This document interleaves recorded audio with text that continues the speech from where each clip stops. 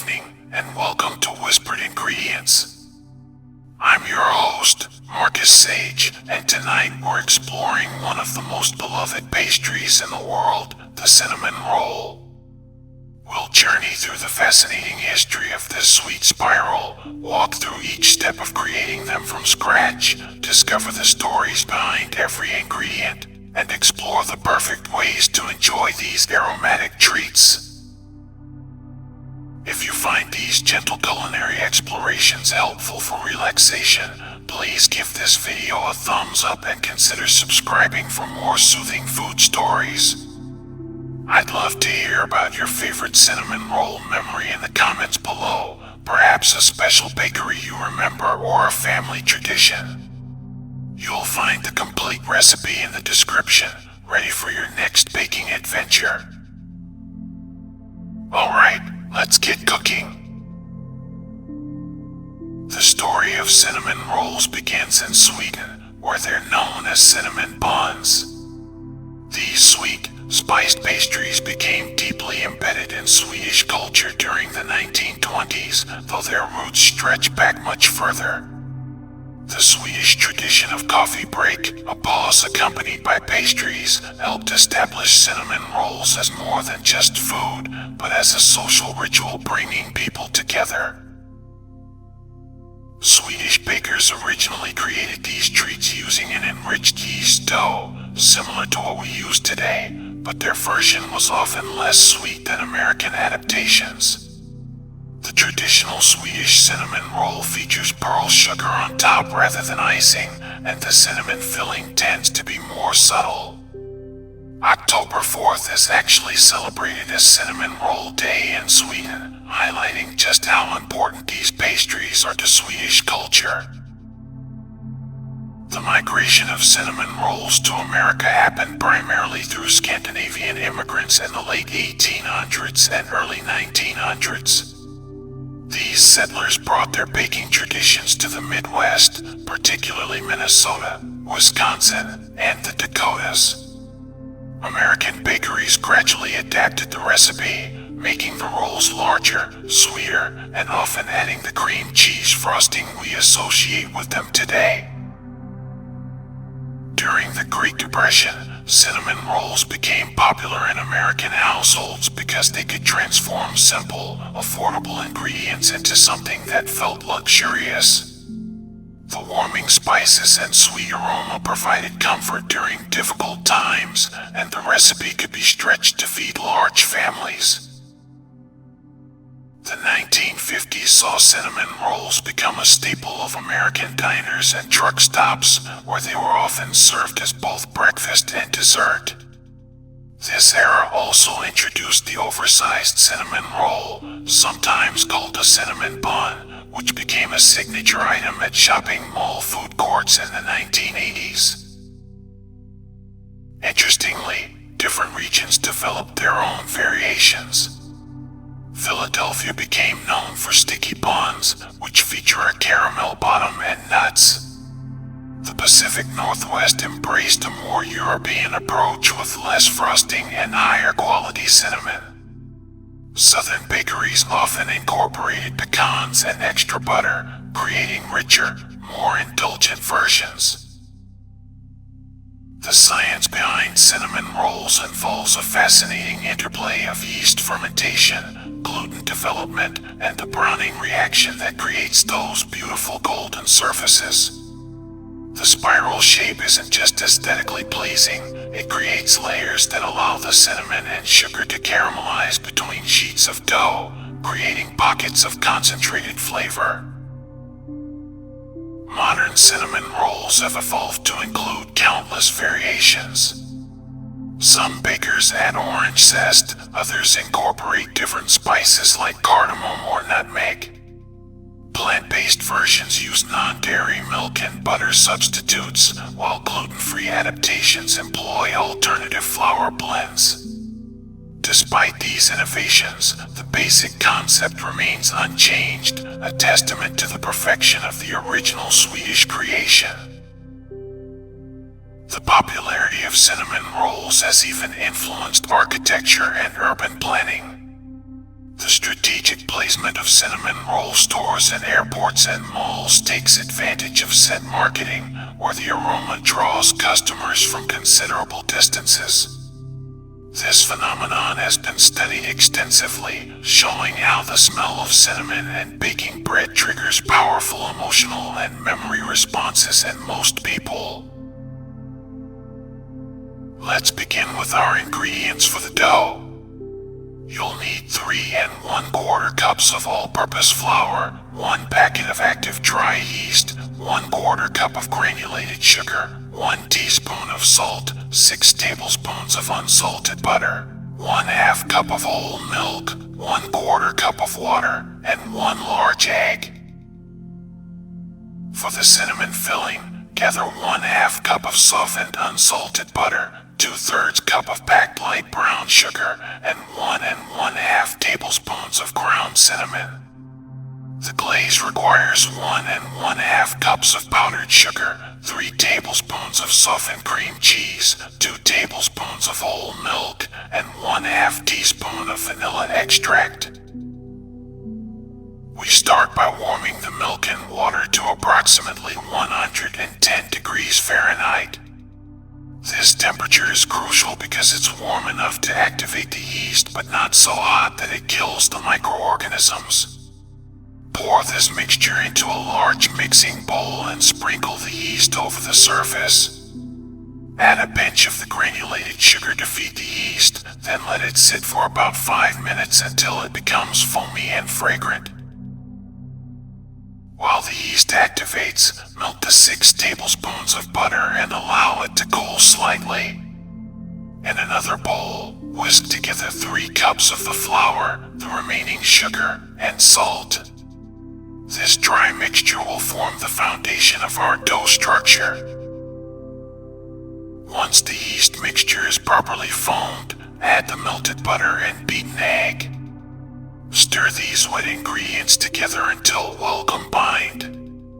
Gradually add the flour mixture, stirring with a wooden spoon until a soft dough forms.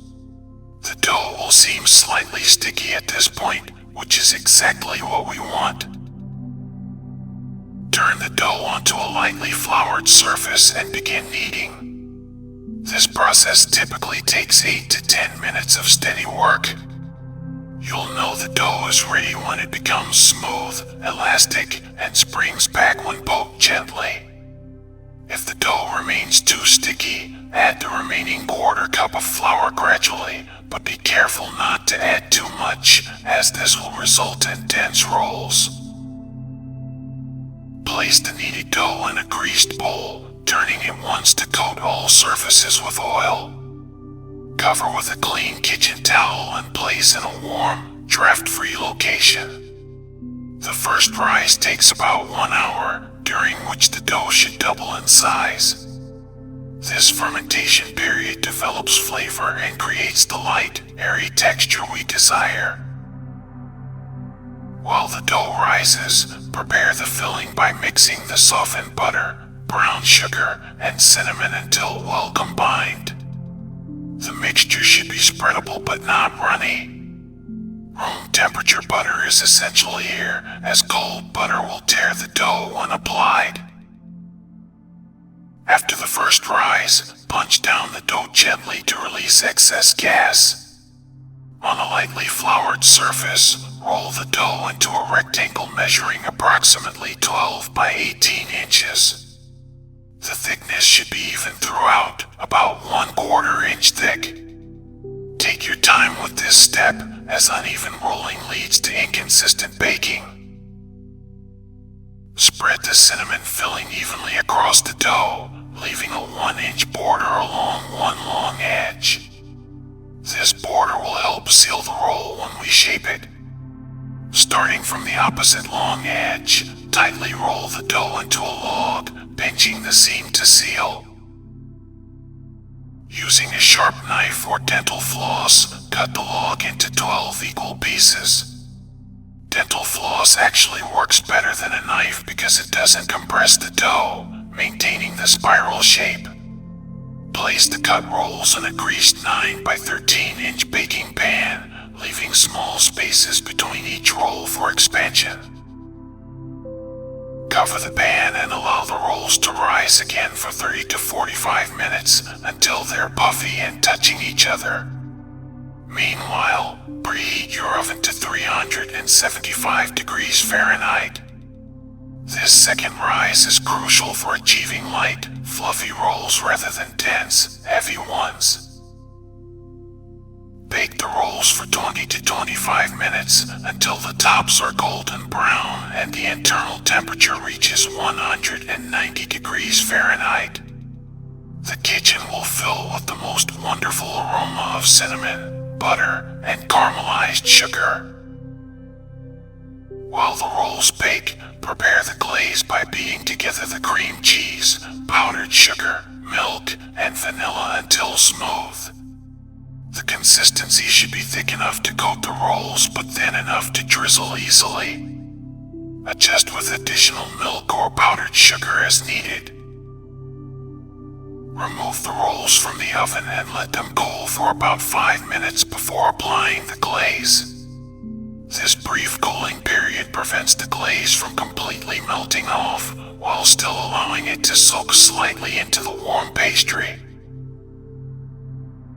All-purpose flour forms the structural foundation of our cinnamon rolls, and understanding its properties helps explain why these pastries achieve their particular texture. This flour is milled from a blend of hard and soft wheat varieties, typically containing 10 to 12% protein. The protein amount directly affects gluten development, which creates the elastic network that traps gas bubbles produced by yeast fermentation. The wheat used in all-purpose flour undergoes a fascinating journey from field to bag. After harvesting, wheat kernels are cleaned and conditioned with moisture to prepare them for milling. The milling process involves gradually breaking down the kernels through a series of steel rollers, then sifting the resulting particles through screens of different sizes. The endosperm, which becomes our flour, is divided from the bran and germ during this process. Modern flour is often enriched with vitamins and minerals that are lost during milling, including niacin, riboflavin, thiamine, and iron. This enrichment process was introduced in the 1940s as a public health measure to prevent nutritional deficiencies. The flour is also typically bleached to improve its baking properties. Active dry yeast represents one of humanity's oldest biotechnologies, harnessing the power of baker's yeast to create carbon dioxide gas that leavens our dough. These microscopic fungi consume sugars and starches, producing carbon dioxide and ethyl alcohol as byproducts. The alcohol evaporates during baking, while the gas creates the light, airy texture we associate with good bread. Commercial yeast production involves growing these organisms in large fermentation tanks filled with molasses and other nutrients. The yeast cells multiply rapidly under controlled conditions, then are harvested, washed, and dried into the granular form we purchase. Active dry yeast has been dehydrated to about 8% moisture, which puts the cells into a dormant state that can last for months when stored properly. The activation process we perform with warm liquid and sugar essentially wakes up these dormant cells and provides them with the moisture and food they need to begin reproducing. The foaming we observe indicates that fermentation has begun and the yeast is viable. Temperature is critical during this process because yeast cells are quite sensitive. Below 80 degrees, they remain sluggish. Above 120 degrees, they begin to die. Whole milk contributes both moisture and richness to our cinnamon rolls through its fat amount, typically around 3.25%. This fat serves multiple functions in baking. It tenderizes the gluten structure, creating a softer crumb, and it carries flavors more effectively than water alone. The milk protein proteins also contribute to browning through the browning reaction, giving our rolls their appealing golden color. The lactose in milk provides additional food for the yeast, though yeast processes lactose more slowly than simple sugars. This extended fermentation can actually improve flavor development, creating more complex tastes in the finished product. The calcium in milk also strengthens the gluten network, contributing to better dough structure. Milk processing involves pasteurization, which heats the milk to eliminate harmful bacteria while preserving nutritional value and taste. The homogenization process breaks down fat globules into smaller, more uniform sizes, creating the smooth, consistent texture we expect. These processes ensure food safety while maintaining the baking properties that make milk so valuable in pastry production. Unsalted butter provides both flavor and texture to our cinnamon rolls. The fat amount, typically 80 to 82%, creates tenderness by coating flour proteins and limiting gluten development. The water amount in butter, about 16 to 18%, contributes to steam production during baking, which helps create flaky layers. Butter production begins with cream division from whole milk, followed by churning that breaks the fat globule membranes and allows fat particles to clump together. The resulting butter is then washed to remove excess buttermilk and salted if desired. European-style butters often have higher fat amounts and lower water amounts, which can affect baking results. The temperature of butter significantly impacts its behavior in baking. Cold butter creates flaky textures by remaining in discrete pieces that melt during baking, creating steam pockets. Softened butter, as we use in our filling, incorporates more easily and creates smoother textures. The melted butter in our dough distributes evenly throughout, creating uniform tenderness. Eggs serve as both binding agents and enrichment in our cinnamon rolls. The proteins in eggs coagulate when heated, helping to set the structure of the finished pastry. The lecithin in egg yolks acts as an emulsifier, helping to blend fats and liquids more effectively. This creates a more uniform dough that rises more predictably. The average large egg contains about 6 grams of protein and 5 grams of fat, along with various vitamins and minerals. The protein quality in eggs is considered nearly perfect from a nutritional standpoint, containing all essential amino acids in optimal proportions. In baking, eggs also contribute to moisture retention, helping keep our rolls fresh longer. Cinnamon stands as the star ingredient that gives these rolls their distinctive character and irresistible aroma. What we commonly call cinnamon actually comes from 2 different plants, each with unique properties and flavor profiles. Ceylon cinnamon, sometimes called true cinnamon, comes from Sri Lanka and has a delicate, sweet flavor with subtle citrus notes. Cassia cinnamon, more common in American supermarkets, originates from China and Indonesia and offers a stronger, more intense flavor with slight spicy heat. The cinnamon we use comes from the inner bark of evergreen trees in the cinnamon family. Harvesting involves cutting shoots from cinnamon trees, then removing the outer bark to reveal the inner bark underneath. As this inner bark dries, it naturally curls into the quill shapes we recognize as cinnamon sticks. These quills are then ground into the powder we use in baking. Cinnamon contains several compounds that contribute to its distinctive flavor and aroma. Cinnamaldehyde provides the primary cinnamon taste and smell, while eugenol adds subtle clove-like notes.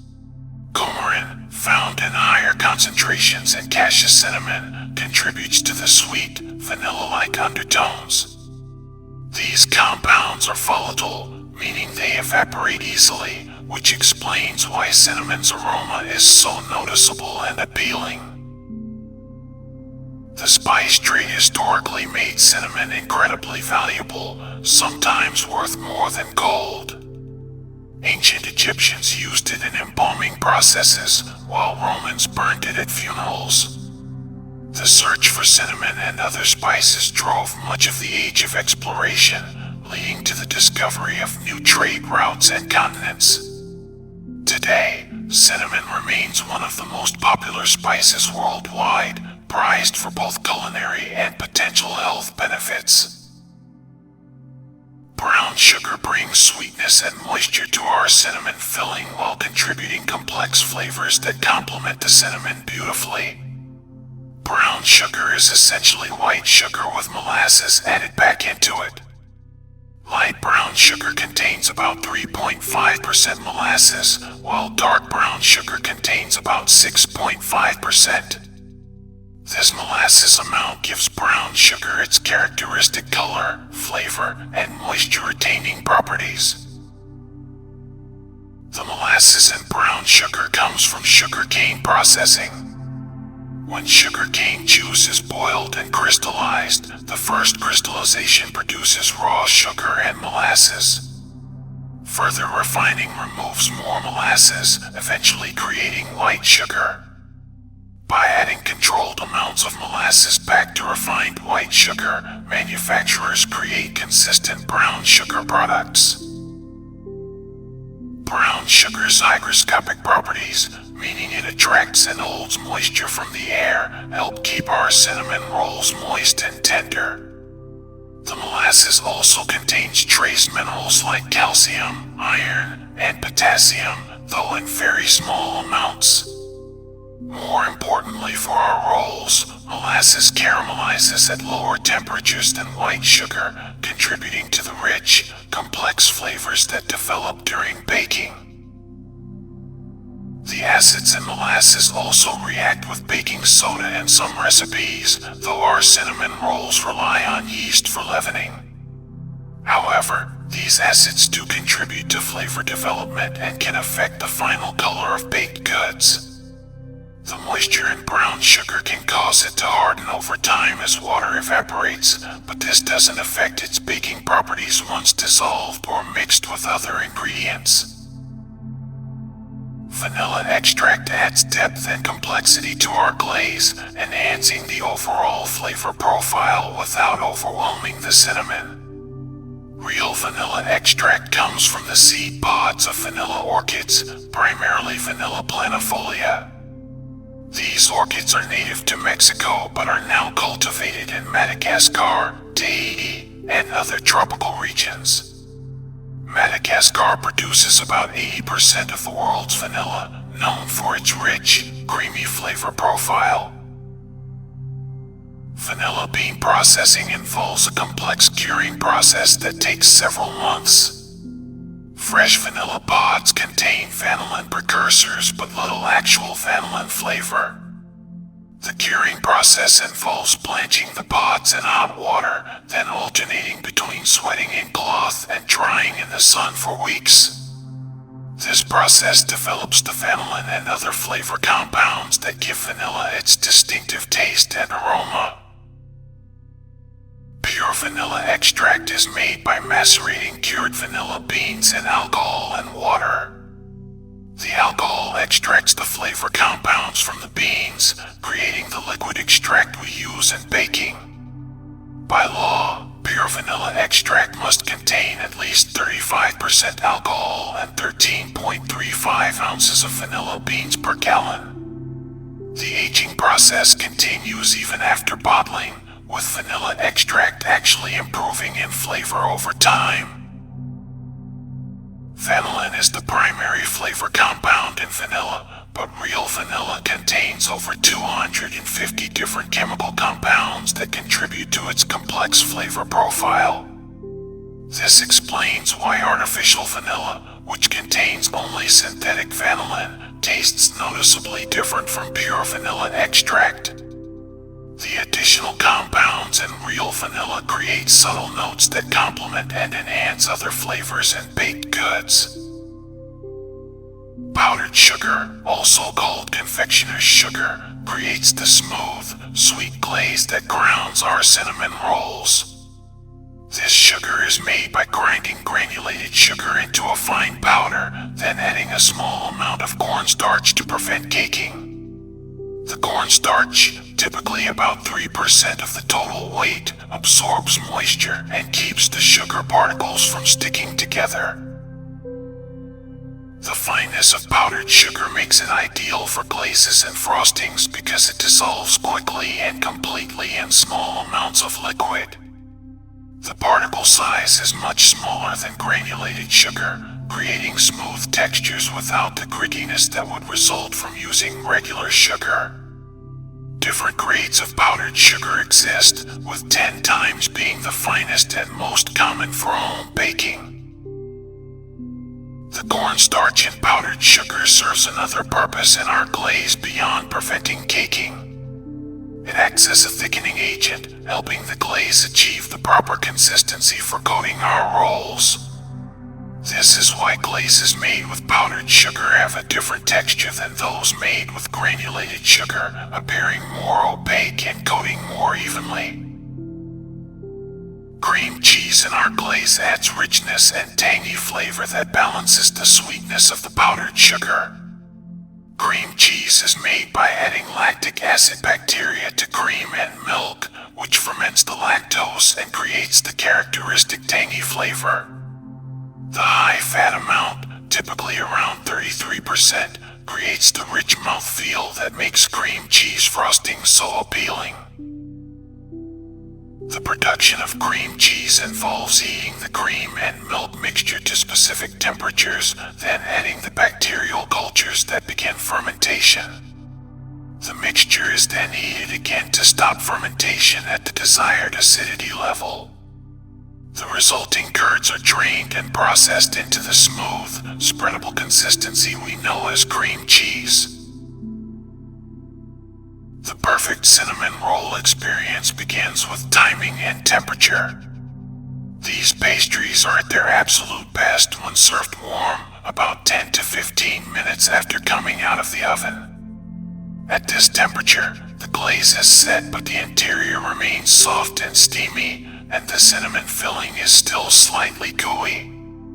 The contrast between the tender dough and the caramelized cinnamon sugar creates the ideal textural experience. If your rolls have cooled completely, gentle reheating brings back much of their original appeal. A 30-second stint in the microwave works for individual rolls, though be careful not to overheat, as this can make the dough tough.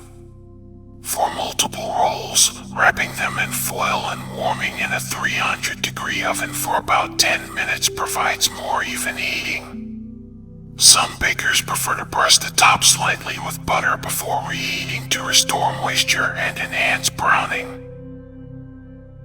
The traditional accompaniment to cinnamon rolls is coffee, and this pairing has deep cultural roots.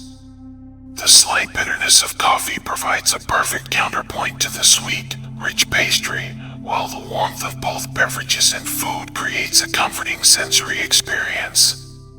Different coffee preparations complement cinnamon rolls in various ways.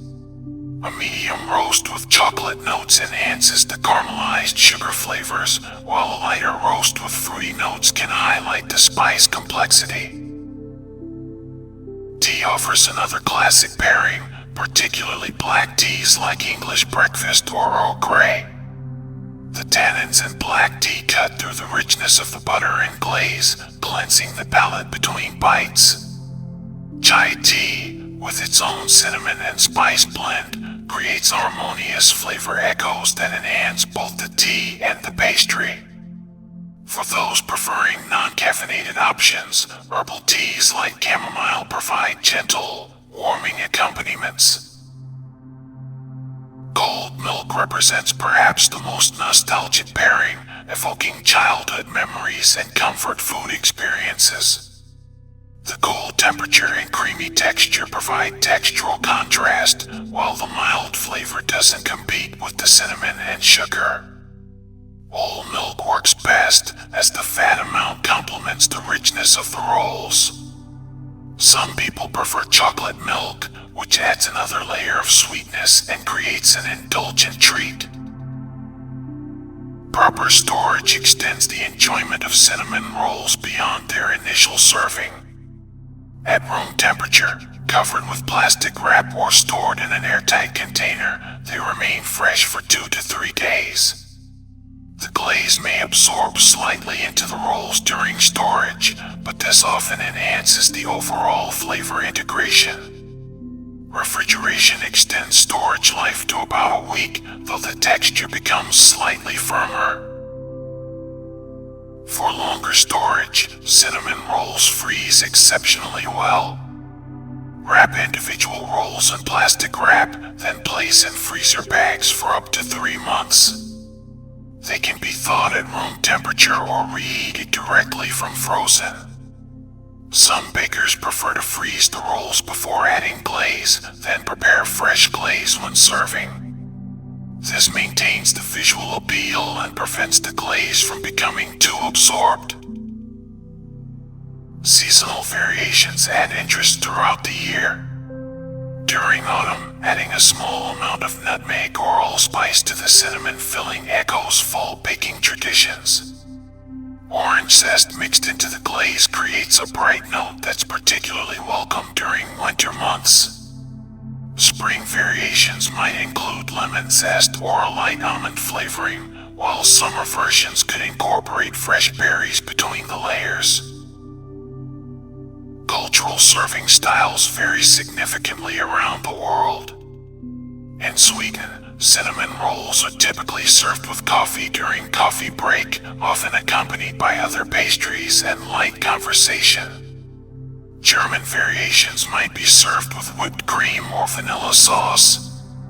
American traditions often make cinnamon rolls the centerpiece of weekend breakfast or holiday morning celebrations, sometimes accompanied by bacon or fresh fruit. The social aspect of cinnamon rolls shouldn't be overlooked. These pastries have a unique ability to bring people together, whether it's the anticipation while they bake, the shared enjoyment of their aroma, or the communal experience of enjoying them warm from the oven. Many families have traditions around cinnamon roll baking, passing recipes and techniques through generations. For special occasions, cinnamon rolls can be dressed up with additional garnishes.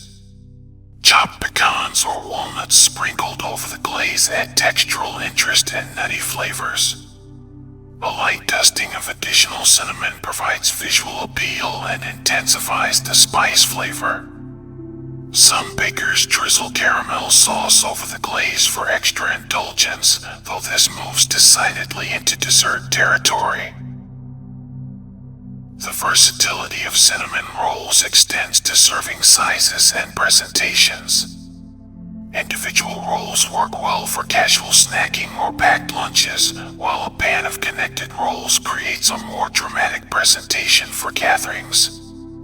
Some bakers create oversized rolls for sharing, while others make mini versions for parties or events where smaller portions are preferred. And on that note, we've completed our journey through the wonderful world of cinnamon rolls, from their Swedish origins to the perfect glaze consistency, from the science of yeast fermentation to the art of achieving the ideal spiral. These remarkable pastries represent the beautiful intersection of simple ingredients, time-honored techniques, and the magic that happens when flour, butter, sugar, and spice come together in perfect harmony. Thank you for joining me tonight on Whispered Ingredients. I hope you found both relaxation and inspiration in our exploration of cinnamon rolls. Sweet dreams, and I'll see you next time.